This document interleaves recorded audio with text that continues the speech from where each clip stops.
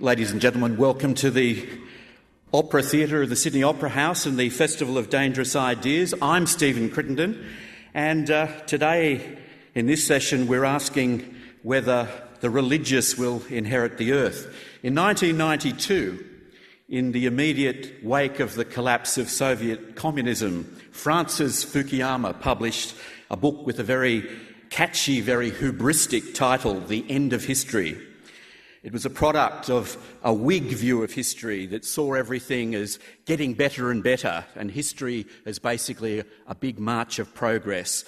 Liberal capitalism had defeated communism, and all the rest was going to be peacefully consuming. The age of ideology was over.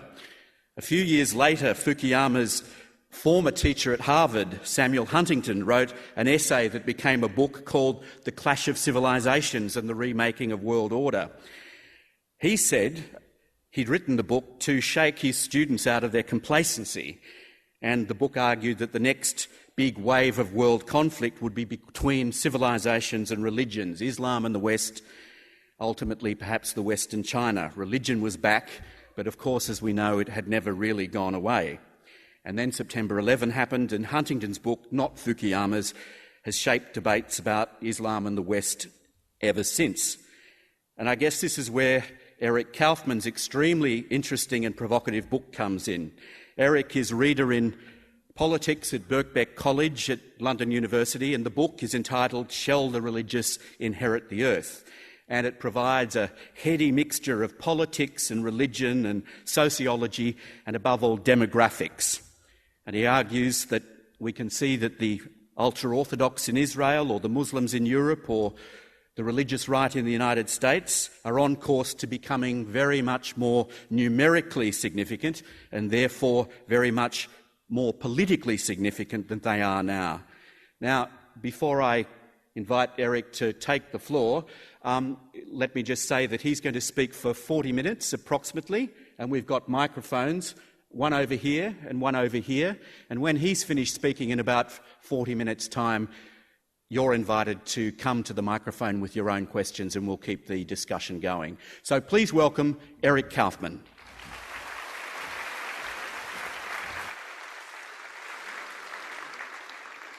Well, thank you very much, and I'm delighted to be here. It's a world-famous architectural icon. I also would like to thank the festival for bringing me here to Australia. This is my first time in Australia, and before I came, people told me that Sydney was a lot like my hometown of Vancouver, British Columbia. The difference, of course, is that in Vancouver we only get about 2 months of decent weather a year, even though I do know that out there it does look a bit like Vancouver right now.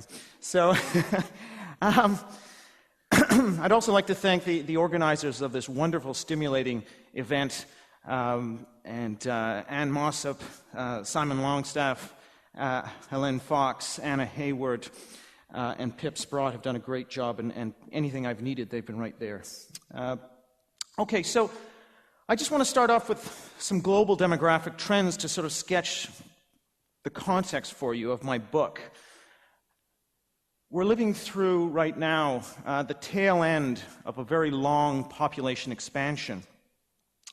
If you were to look at the line of human population growth, it sort of begins very, very slowly, nips upwards slightly with the birth of Christ, and then around 1700 we see this big spike in population, which I'll call the Great Population Explosion.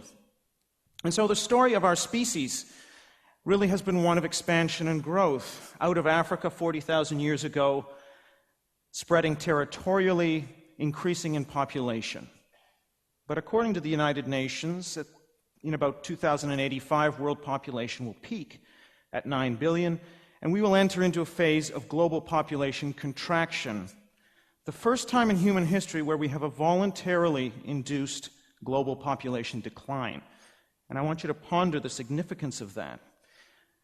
So we have to ask ourselves, are the ideas that accompanied the big spike in population of the years 1700 to 2050, that is, the ideas of the Enlightenment, of liberalism and progress, necessarily going to be the same ideas that accompany the great contraction of human population that'll begin at the end of our century? Already we can see straws in the wind of the great shrinking, as I call it, of population. So the world's rural population has now, just in the past decade, begun to decline. That's an early indication. If we go to Europe, if we take the population of Europe, including Russia, it's expected to decline by 25 million in the next 20 years, and then between 2030 and 2050 by another 55 million. So you see there's an acceleration of population decline because total fertility rates, that is, the number of children a woman will bear in her lifetime, have been below replacement for 30 or 40 years. And so after the demographic momentum wears off, population begins to decline.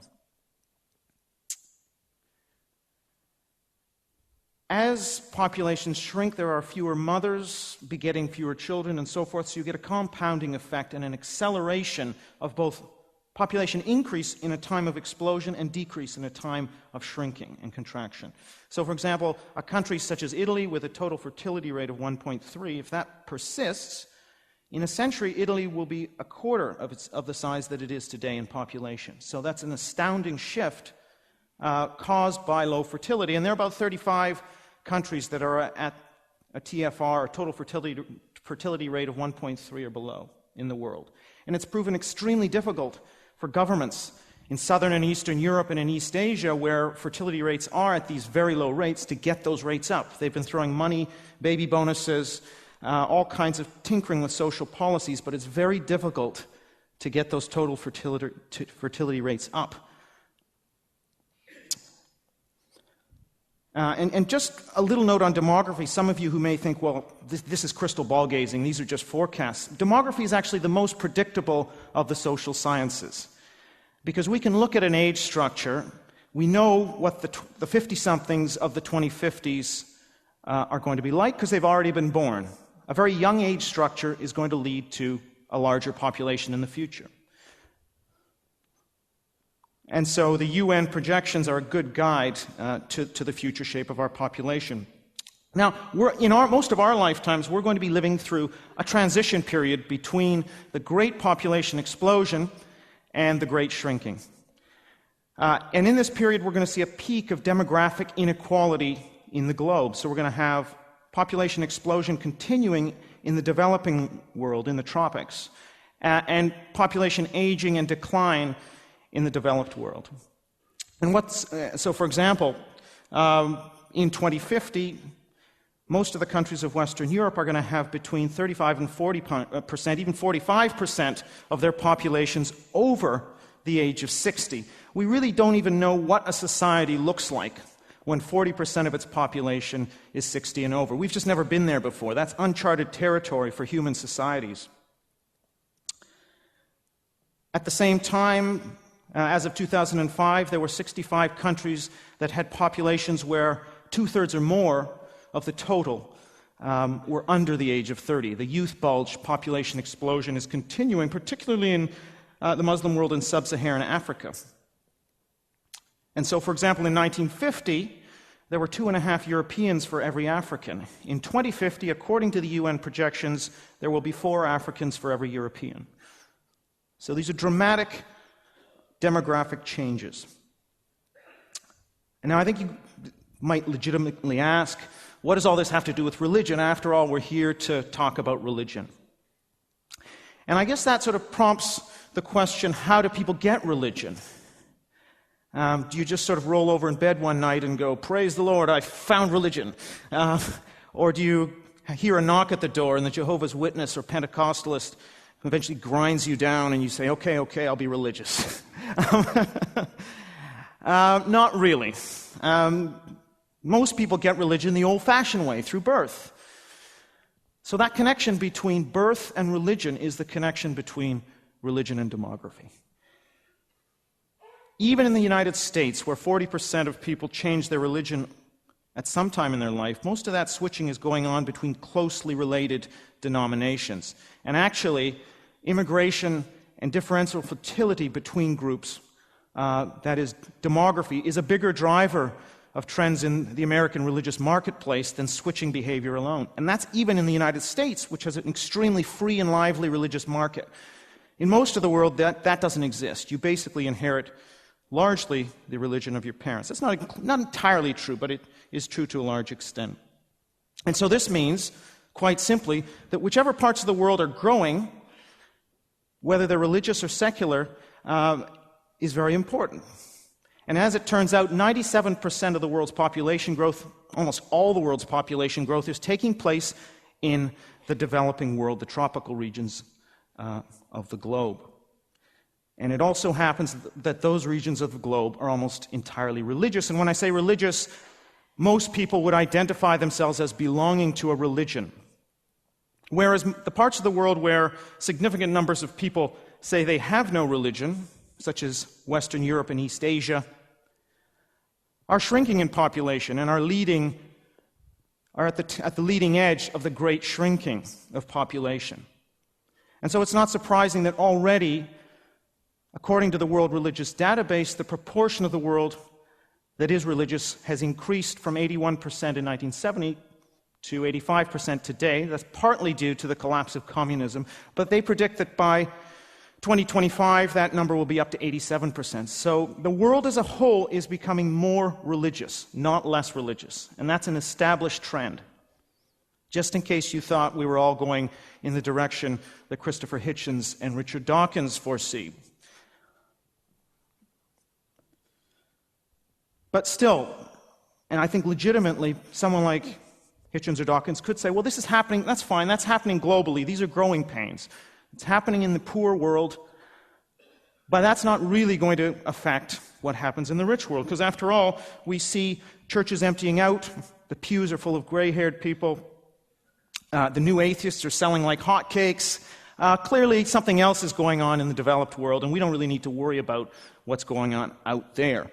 But I don't think that's correct. I actually think the trends that are happening worldwide, inevitably in an age of globalization, are going to affect us. And so, for example, if you walk the streets of London, New York, Los Angeles, any major Western city, you look at Sydney. I took the train up to the Blue Mountains. It was lovely. And what's quite interesting is as you go through those western suburbs of this city, you see just how diverse the population is. And I'm sure 40, 50 years ago, that wasn't the case at all. And so in a very relatively short time, we've seen dramatic ethnic shifts in many Western societies, many Western cities. And many people are fine with that. They profess to be, okay with the idea that white populations are slowly, perhaps, being replaced by non-white ones. Ethnically, that's not an issue. But let's think about another scenario, and that is secular populations slowly being replaced by religious ones. Is that possible? Well, if migration is coming from the religious tropics to the secular developed world, then we're bound to see this trend. In London, for example, Christianity has more or less held its own over the last 20 years. That is, the number of practicing Christians in London has been stable for the past 20 years, but has declined 40% in the rest of England. Is this because there's a great wave of religious enthusiasm sweeping through Soho and Camden Town? I don't think so. And a simple look inside a typical London church will answer this question very easily. Over 60% of London's practicing Christians are non-white. A large proportion of the rest come from Eastern Europe. Immigration has clearly been the reason that Christianity has done so well in London. And this is true in Paris and other West European cities.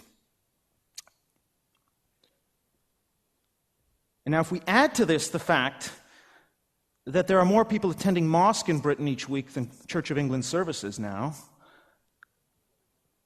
and the fact that there are increasing Hindu, Sikh, and other populations, it's no question that London is a more religious place today than it was 20 years ago. And as it turns out, Britain is going to look in 2050 like London looks now. So we're actually going to see stability or growth in the religiosity, even of these very secular Western European societies. So the idea that religion is about to die in Europe is a myth. Now, still, and I think many people would rightly object, well, that's true. Yes, migration, demography can lead to religious growth, but really once the kids discover British culture, they're going to assimilate, and as they assimilate, they'll intermarry and they'll lose their religiosity, and they will converge to the secular norms of the society, the host society. That's been true for a small number of groups, particularly West Indians, but it has not been true particularly for non-Christian groups. So if you look at Muslims, Sikhs, and Hindus in Britain, the British-born generation is as religious as the parents. In many cases, even more religious. The proportion of British Muslims who support Sharia law, religious schools, veiling, is actually higher amongst those under age 35 than amongst those over the age of 55. And this actually agrees with some work in sociology of religion known as cultural defense theory that argues that when religion finds a secular role in society, such as a prop of identity. So if you're a Bangladeshi in Britain, your religiosity is a prop of your identity. It's cool to be Muslim in those communities. And so the fact, therefore, that religion serves as a boundary marker of ethnic identity gives it work to do in a secular society and insulates it from secularism. So in a way, the growth in religion is not just going to be dissipated through secularization, because we have not yet seen large amounts of non-Christians leaving their faiths.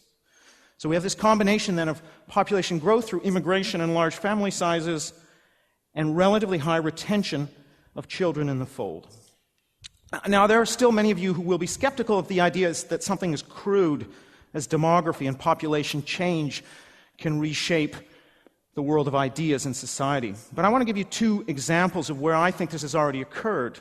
Two very prominent examples, one being the Islamic revival post-1970 in the Muslim world, and the second, the rise of the new Christian right in the United States since 1980. I'm not saying that demography is the only story behind the rise of these movements, but let's just look at the role demography has played in both. So if we consider the Islamic revival, cities such as Ankara, Tehran, Algiers, Cairo, these were cities whose culture was predominantly secular in the early and middle parts of the 20th century.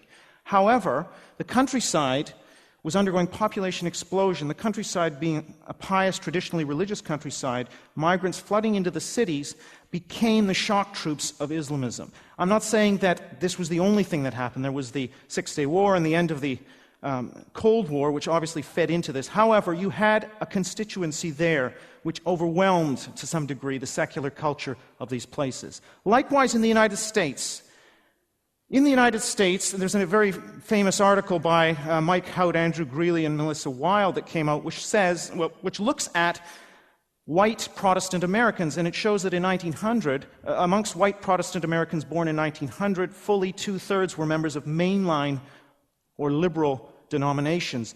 Amongst those born in 1975, almost two-thirds were members of conservative evangelical denominations. So how does that change actually happen? Is it the fact that Episcopalians are suddenly becoming Southern Baptists? Actually, it turns out there's been very little switching in that direction. The big change has come about because conservative denominations like the Southern Baptists had about a one-child fertility advantage, which they maintained through much of the 20th century. And so by the time we get to those born in 1975, you have a majority of American Protestants who are evangelicals, and all of a sudden the moral majority comes along and can tap into this ready-made base. And to some extent, that neutralizes the secularizing effects of the 1960s in American politics. So in two cases, I think demography has played a very important role in boosting religious politics. And yet many would say, okay, well, that's fine, but in the future, with rising prosperity, rising education, particularly for women, religiosity and family sizes will go down. I think and this is the argument of Pippa Norris and Ron Inglehart, two well-known American political scientists. And I think they're right to some extent. Family sizes will go down and already are going down, particularly in the developing world. Iran, for example, now has below replacement fertility. So that's true, although these countries are not becoming secular. But I think more important, and something that Norris and Inglehart, with their sort of classical modernization perspective, secularization perspective, what they really are missing is religious fundamentalism. Religious fundamentalism is as modern a response as secularism. In fact, religious fundamentalism is and was created specifically in response to secularism. In the 19th century, if you look at Judaism, Christianity, Islam, the fundamentalist movements are all actually relatively recent. And I think what's going to happen in the future, in the long run, is not what Norris and Inglehart think, which is that eventually everybody will become less religious as they get wealthier. But what I think is going to happen is the differences between different parts of the world in their religiosity will steadily grow less, but the differences within countries will grow greater. So in the next, say, 50 years, we're going to see religion increase, traditional religiosity increase on the back of third world population growth. But long term, what I see is within countries, religious fundamentalists are growing vis-a-vis seculars and moderates. But the differences between different countries grows less. And I think a paradigm case for this is Israel, which is a good window into the kind of phenomenon I'm talking about. So in 1948, the new Israeli Prime Minister, David Ben-Gurion, looked at the ultra-Orthodox, a small community, and said, well, here we have a fading relic. And Ben-Gurion was part of the secular Zionist movement, explicitly secular, opposed to the religious, the Orthodox, who would have the Jews not create a state. So he's opposed to them. And he said, but look, we'll give them a sop, we'll give them the right to officiate at marriages, we'll give them exemption from serving in the military. Here's 400 exemptions. Keep them quiet, they're only going to die. Well, they didn't even use those exemptions then. In 2007, however, the number of exemptions was up to 55,000. If you look at the Jewish school system in Israel, in 1960, no more than a few percentage were ultra-Orthodox. Today, a third of Jewish first graders in the Israeli school system are ultra-Orthodox. And so you have this dramatic population growth of the ultra-Orthodox. Well, and this is not just in Israel. In the diaspora, too, if you look at observant Jews in Britain, they make up ultra-Orthodox make up 17% of the observant Jewish population of Britain. However, they account for fully 3/4 of the births to this population. And what the ultra-Orthodox are able to do is to combine high birth rates with, first of all, low mortality, because they live in modern societies. So fundamentalists will avail themselves of modern medicine, but they'll just reject modern mores. And at the same time, they lose very few children to secularism because of their very effective communal boundaries. And this is something that all fundamentalists have become quite good at, is setting up parallel institutions. It might be in Islam, it might be the Deobandi or Salafi madrasas. For the ultra-Orthodox, yeshivas. For Christian fundamentalists, it would be Bible colleges. These were all developing in the 19th century. In the 20th century, we see radio and television ministries, religious shopping malls, even theme parks, beaches, hotels. So you have this separation from the mainstream of society, which helps to keep the children in the fold. And also there's an argument called the theory of strong religion made by Rodney Stark, which says when you're actually asked to commit more time, more money to your church, you're going to be more attached to it. It's not just a compartment of your life. For the very conservative denominations, it's almost your entire life. Whereas if you're just a Reformed Jew or an Episcopalian, that's just one sphere of your life, so you can drop that and move on. However, if you leave a conservative denomination, that's your friends, that's your family, that's your identity. You really have to cut yourself off from your past in a dramatic way.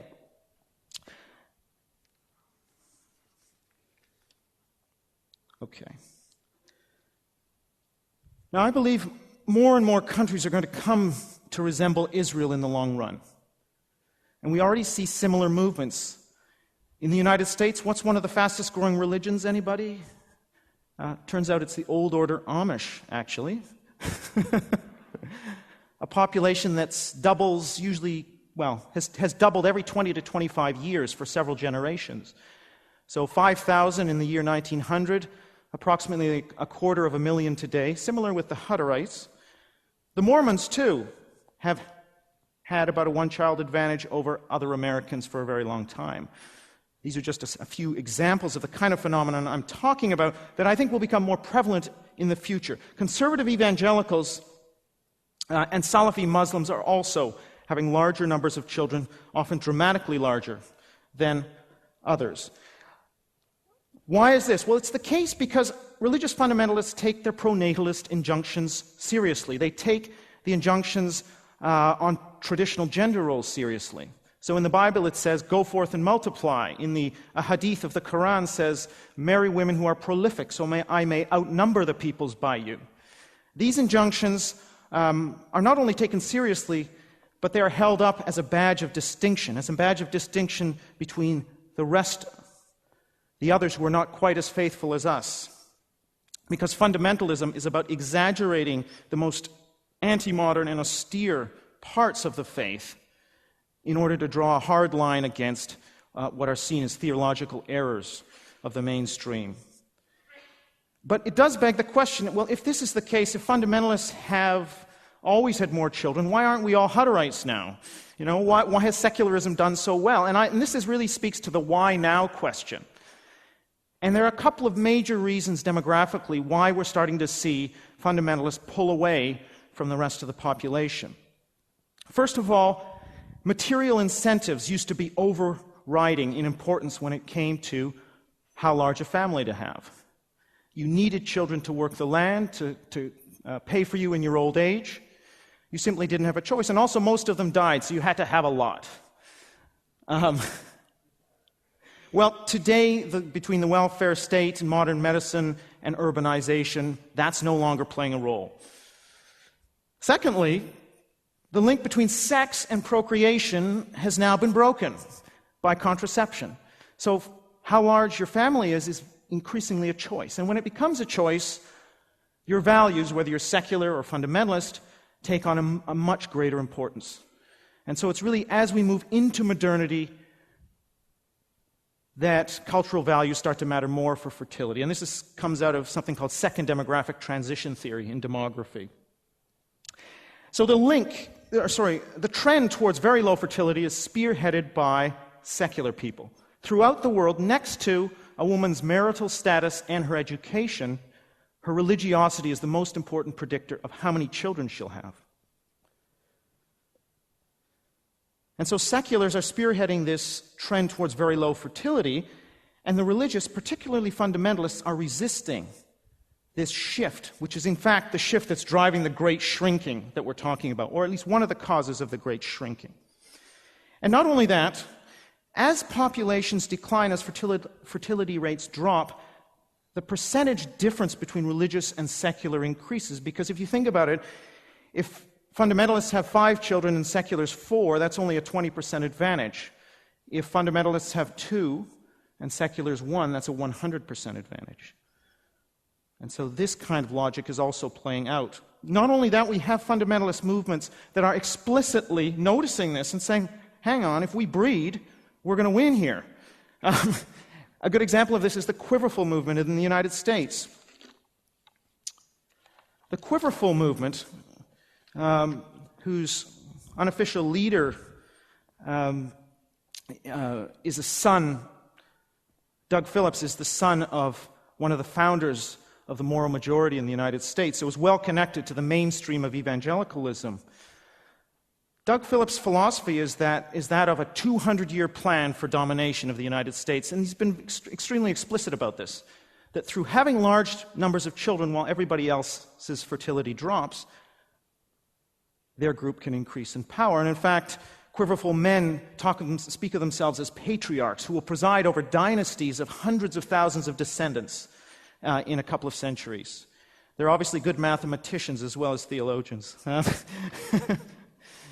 And they're still small. They're only in the tens of thousands as a movement. However, they are starting to influence the mainstream of conservative religious thinking. In the journal First Things, a prominent Catholic journal, the theologian David Bentley Hart writes, probably the most subversive and effective strategy we might undertake would be one of militant fecundity, abundant, relentless, exuberant, and defiant childbearing. Given the reluctance of modern men and women to be fruitful and multiply, it would not be difficult, surely, for the devout to accomplish in no more than a generation or two a demographic revolution. Well, I'm not sure his demography is bang on target, but he has a point that if they were to pursue this strategy, then we would have an Israeli-style result. We see echoes of this in other faiths in the Muslim world. In the Muslim world, where actually contraception is increasingly available, and urbanization is taking place rather quickly, we now see that in the cities of the Muslim world, Muslim women who are most in favor of Sharia law have about twice the number of children as Muslim women who are least in favor. And that's even after we control for education level and income, that is a significant effect. In Europe, too, white Catholic women in France and Spain have about a half-child advantage over white secular women in those countries. And so this is a phenomenon which may not be as extreme as the ultra-Orthodox having 3 or 4 times the birth rates of secular Jews, but it's there, and it's shaping society. In Holland even, the youngest communities in Holland are the Orthodox Calvinist villages. And the point here is that the kids are not just going to become secular, because they're insulated by all of those parallel institutions of these fundamentalist sects. Because fundamentalism is a modern response, and this is the point that the modernization theorists don't get, that fundamentalism is just as modern a response as secularism. This theory of strong religion really plays a role. So, in the words of one rare defector from ultra-Orthodoxy, quote, "When I made a telephone call on a Jewish holiday, which is, of course, a great taboo, I felt as though I was tearing apart one of my vital organs. I felt as though I was foolishly opening the door to hell and sending myself into a wilderness where hope for survival was grim. I felt as though I was separating myself, and here's the crucial point, separating myself from a group I had grown to love, which raised and supported me." How many of us would leave if it meant never seeing your family again or your friends? Much tougher to leave. So this combination then of tight boundaries between fundamentalist sects and the mainstream, combined with strong population growth in an environment of population contraction and fertility decline amongst the secular segment of the population, will lead to a magnification of the power and growth of religious conservatives. And this is going to reshape politics. It's not just an abstraction. Already we see this. I would argue in the Muslim world, religious fundamentalism has already won. I don't mean that we've seen Islamist parties take power. We've only had an Islamic revolution in Iran and perhaps in Sudan. We haven't seen the success of global jihadism in taking power in many Muslim countries. But what we have seen happening is a creeping moral puritanism as the agenda of Sharia, the cultural agenda of the Islamists, is usurped by the authoritarian regimes in order to defang the jihadis and take away their appeal. So you now have increasing restrictions on the freedom of secular intellectuals to speak their mind or to leave Islam or to advocate for women's rights, gay rights, etc. Not only that, the rights of minorities, the Shia in Pakistan, the Copts in Egypt, have been severely curtailed because of the upsurge of this Islamist cultural agenda. Again, Islamist parties are not doing any better. They're sort of stuck in the doldrums in much of the Muslim world. However, culturally, their agenda has advanced tremendously. There's no better place to see this than Pakistan, I believe. Likewise, in Israel, the ultra-Orthodox have managed, it's almost impossible to get a burial plot, to have your marriage recognized, even to be accepted as a Jew in Israel is very problematic unless you are Orthodox by religion, because the ultra-Orthodox clergy control so many aspects, private aspects of society. They've been successful in campaigns to curtail driving on the Sabbath and to curtail advertising that they don't like, partly because they're a very powerful consumer lobby. So if they gather their flock together and boycott certain products, companies have to take notice. And because of their growth, because of their population growth, we now see the first ultra-Orthodox mayor in Israel, and I would predict the ultra-Orthodox will control Israel much like the Irish control Boston and Chicago in the United States by taking over the mayor's office. Secular Israelis are already fleeing for Tel Aviv and other parts of the country as Jerusalem increasingly becomes dominated by the Orthodox and ultra-Orthodox. This will also affect the peace process, by the way, as population overspill crosses the Green Line into East Jerusalem and the settlements. The ultra-Orthodox have become increasingly hawkish on the whole land for peace question. So there are going to be severe implications for the peace process as well. And now in the United States, it's still possible to step around the religious right, but importantly, there are areas where the religious right has changed the cultural landscape. It's really this creeping Puritanism, the cultural politics, where I see fundamentalism succeeding. And so, for example, it's very difficult to get an abortion in many Bible Belt states. And of course, it's impossible to run for office unless you have a 100% rating from the religious right in these states as well.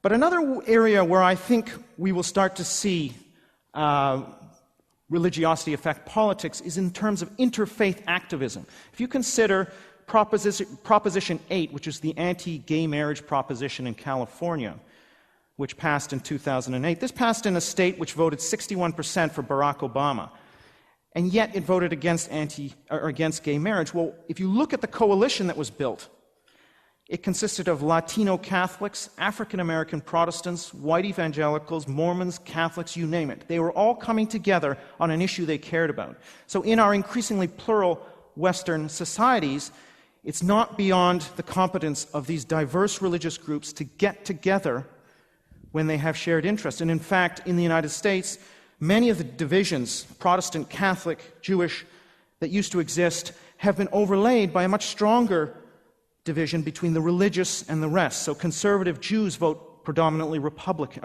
Orthodox Jews vote predominantly Republican.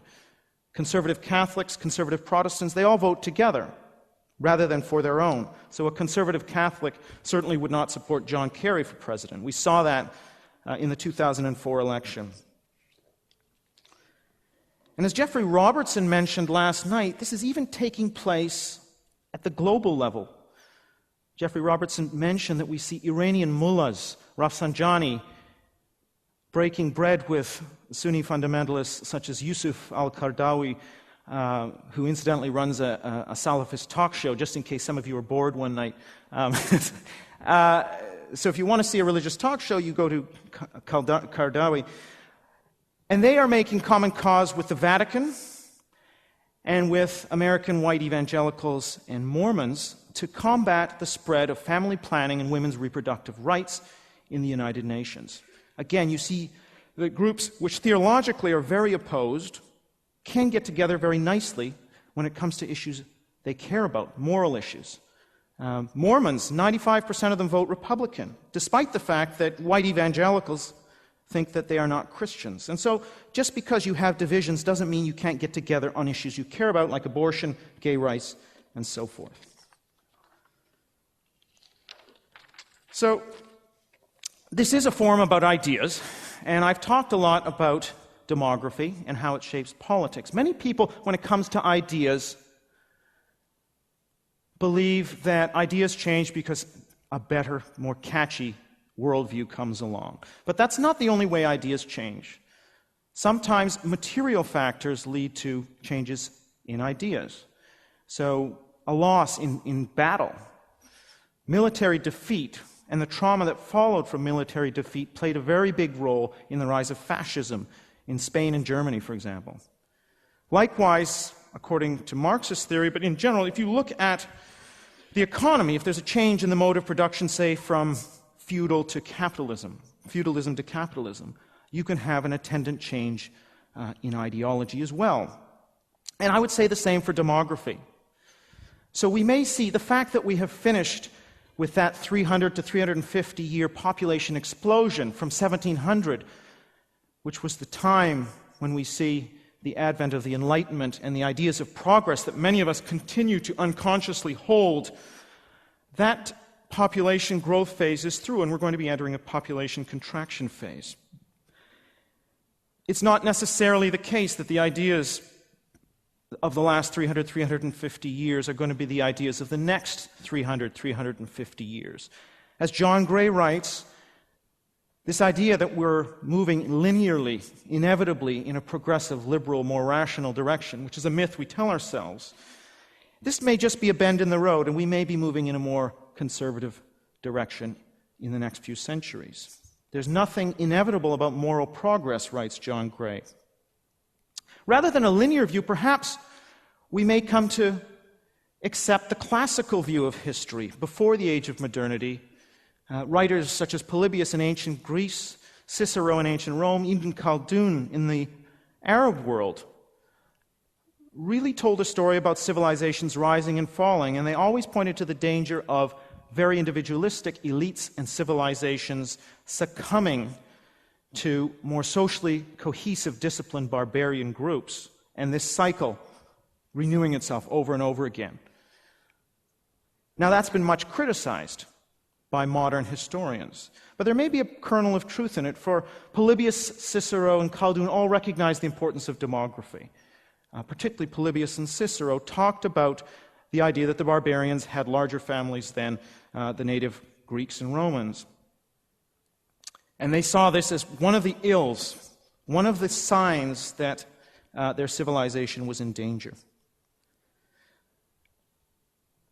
In our case, it's not likely going to be a sacking of modern liberal civilization by socially cohesive barbarians. I agree with Francis Fukuyama, our weapon systems are too advanced to permit that to happen. However, what we might have instead is this gradual hollowing out, this consumption or this consuming of secular society from within by religious fundamentalism.